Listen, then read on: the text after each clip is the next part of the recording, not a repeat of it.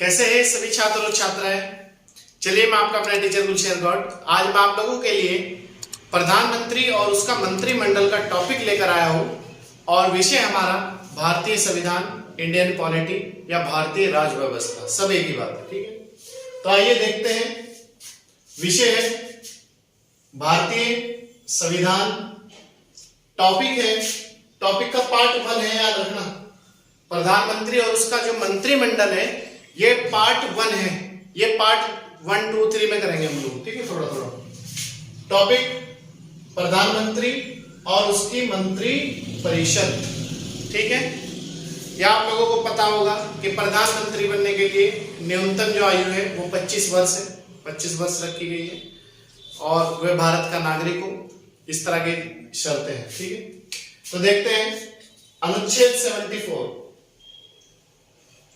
में कहा गया है कि राष्ट्रपति को उसके कार्यों में, जो राष्ट्रपति होते हैं भारत के, जो वो कार्य करते हैं, राष्ट्रपति को उसके कार्यों में सलाह देने के लिए, एडवाइस देने के लिए एक मंत्री परिषद होगी।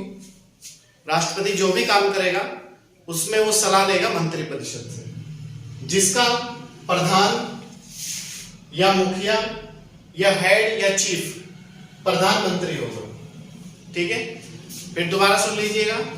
आर्टिकल 75 ये कहता है कि राष्ट्रपति को उसके कार्यों में, 74 आर्टिकल 74 ये कहता है कि राष्ट्रपति को उसके कार्यों में सलाह देने के लिए एक मंत्री परिषद होगी। जो भी वो काम करेगा मंत्री परिषद से सलाह लेगा, मशवरा लेगा, और जिसका मुखिया या जिसका प्रधान, जिसका हेड, जिसका चीफ प्रधानमंत्री होगा। ठीक है, नेक्स्ट है आर्टिकल 75, अनुच्छेद 75 में कहा गया है कि प्रधानमंत्री की नियुक्ति राष्ट्रपति करेगा। जो हमारे प्रधानमंत्री होते हैं उनकी नियुक्ति या उन्हें शपथ राष्ट्रपति ही दिलाते हैं, और प्रधानमंत्री की सलाह पर अन्य मंत्रियों की नियुक्ति भी राष्ट्रपति ही करेगा। जो आपके कैबिनेट मंत्री होते हैं उनकी नियुक्ति भी, जब प्रधानमंत्री शपथ लेता है, शपथ समारोह होता है, तो प्रधानमंत्री की नियुक्ति या शपथ एक ही बात है, दोनों में बार बार कह रहा हूं, राष्ट्रपति करेगा। नियुक्ति पूछे तब भी, शपथ पूछे तब भी राष्ट्रपति आंसर है। और किसकी सलाह पर अन्य मंत्रियों की नियुक्ति कौन करेगा? प्रधानमंत्री की सलाह पर अन्य मंत्रियों की नियुक्ति भी या शपथ भी राष्ट्रपति ही दिलाएगा। किस आर्टिकल में है? 75। ठीक है, नोट है मंत्री परिषद में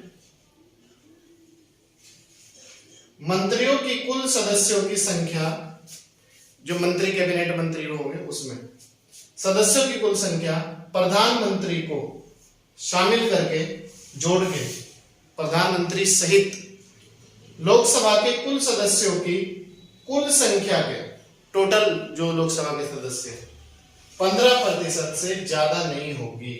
मतलब जो मंत्री बनेंगे प्रधानमंत्री सहित, वो टोटल 543 है जो निर्वाचित होते हैं। 2 एंग्लो इंडियन राष्ट्रपति नियुक्त करता है, तो 543 का टोटल 15% से ज्यादा नहीं होगा जो मंत्री बनाए जाएंगे। यह प्रावधान 91वें संविधान संशोधन 2003 के द्वारा किया गया था। मतलब ये प्रावधान जो किया गया था, 91वें संविधान संशोधन हुआ था, 2003 में हुआ था। उसमें कहा गया था कि जो टोटल मंत्री होंगे वो कुल सदस्य संख्या का 15% से ज्यादा नहीं होंगे। ठीक है, नेक्स्ट है आर्टिकल 75(2) में कहा गया है कि मंत्री परिषद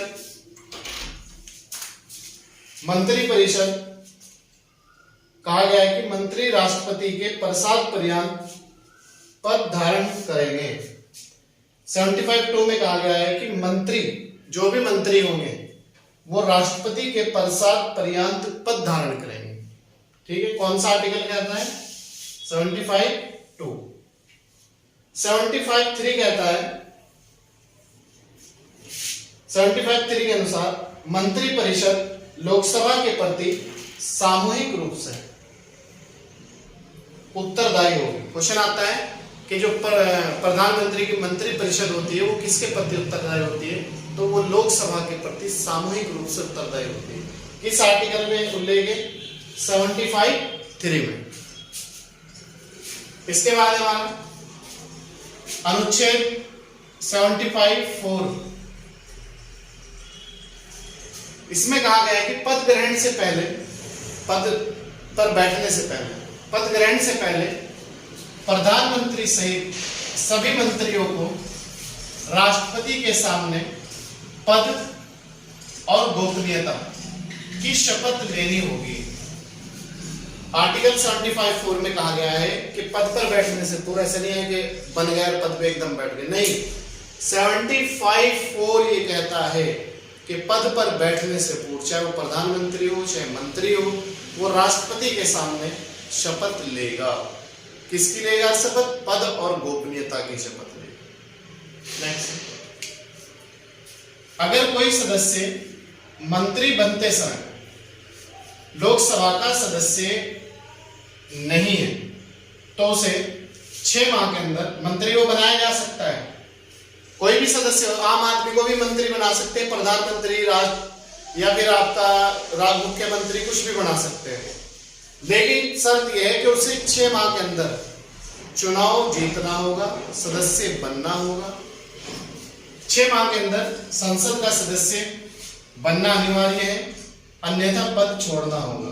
ये बात कहा गया है 75(5) में। आर्टिकल 75(5) ये कहता है, एक बार फिर सुन लीजिएगा, बार बार बदला रहा हूं क्योंकि इंपॉर्टेंट टॉपिक है, कि अगर कोई सदस्य मंत्री बनते समय ना लोकसभा का सदस्य ना राज्यसभा का सदस्य और उसे मंत्री बना दिया, सपोज उसे गृह मंत्री बना दिया, तो बनाया जा सकता है, कोई दिक्कत वाली बात नहीं है, बना सकते हैं। लेकिन शर्त यह है, आर्टिकल 75(5) ये कहता है कि उसे 6 महीने के अंदर उस सदन का सदस्य बनना होगा। अगर लोकसभा से लोकसभा का सदस्य बनना होगा, राज्यसभा से तो राज्यसभा का सदस्य बनना होगा। नेक्स्ट है नोट, सभी मंत्रियों, राज्य मंत्रियों, उप मंत्रियों को निःशुल्क निवास स्थान और अन्य सुविधा प्रदान की जाती है। मंत्री 3 प्रकार के होते हैं, कैबिनेट मंत्री, राज्य मंत्री और उप मंत्री। इन सबको निःशुल्क रहने का घर दिया जाएगा और निःशुल्क अन्य सुविधा प्रदान की जाएगी। नेक्स्ट है, यदि लोकसभा किसी एक मंत्री के विरुद्ध अविश्वास का प्रस्ताव पास कर ले, अगर लोकसभा का कोई मंत्री है, चाहे वो सरकार का ही सदस्य वो क्यों ना हो, मंत्री पारित कर दे अथवा उस विभाग से संबंधित विधेयक को रद्द कर दे तो पूरे मंत्रिमंडल को त्यागपत्र देना होगा।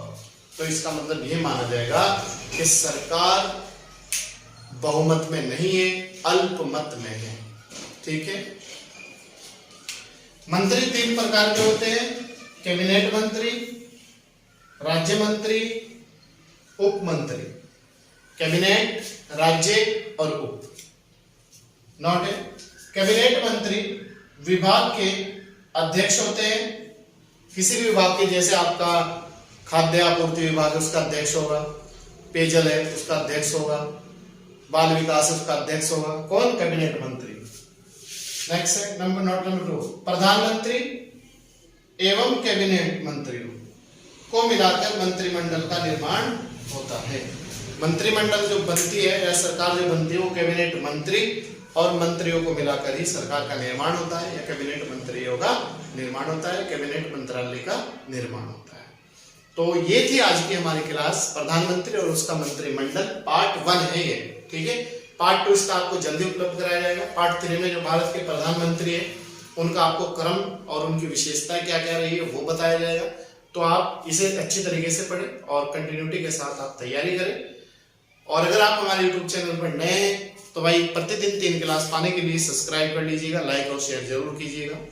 और शनिवार को करंट अफेयर की क्लास होती है एंड संडे में टेस्ट दिए जाते हैं। और अगर पुराने हैं तो कंटिन्यूटी के साथ जुड़े रहिएगा और ज़्यादा से ज़्यादा लोगों को जोड़ने का प्रयास कीजिएगा, लाइक और शेयर जरूर कीजिएगा। और दूसरी इन्फॉर्मेशन ये है कि हमारे यहाँ ऑनलाइन और ऑफलाइन दोनों क्लासें उपलब्ध हैं। और ऑनलाइन जो क्लास है वो विनाइस कैंपस के नाम से हमारा वो है, प्ले स्टोर में पड़ा हुआ है ऐप, आप वहां से जाकर डाउनलोड करके उस पर इंफॉर्मेशन देख लें। और बाकी अगर ऑफलाइन पढ़ना चाहे तो आप लोगों का मोस्ट वेलकम है, तब भी आप क्लास में आ सकते हैं। चलिए मैं आपका अपने टीचर पूछूं।